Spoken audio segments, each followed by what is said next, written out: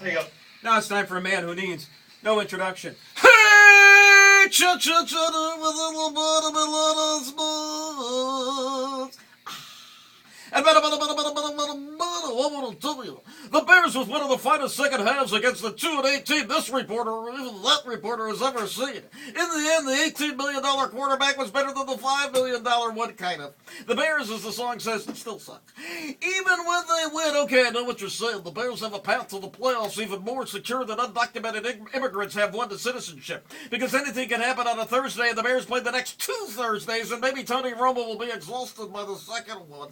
Sure, yesterday's game started as though the snow in Buffalo had affected it. You were ready to burn your Cutler throwback jersey, too. Lance Briggs looked like he had announced his retirement in the middle of the game. OB and Doug were spooning to comfort each other. Cutler was making $18 million and Bob Avellini was in jail. Where was the justice in that?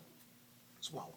But then the Bears defense played as though it was being coached by Lavi. And the Bears won. Though me thinks Illinois Northwestern is still the biggest football game this coming week for Chicago. Matter of fact, why don't they play that game in Wrigley Field with the old Bears configuration? No worries about crashing into the left field wall. But back to the Bears, they beat Lavi, and you cannot underestimate the importance of that. I mean, was it important when Lavi beat Dick Girondo?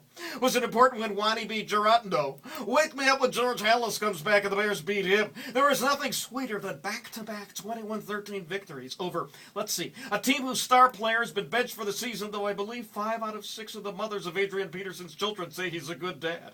And the team playing with the guy half of Beardham still calls McNown. Let's see what the Bears can do in Detroit, which showed itself perfectly capable of getting clocked by New England, too. I still think the Bear defense has another 50 spot in them to give up. That is the bottom of the sports of Chet Chit Chat.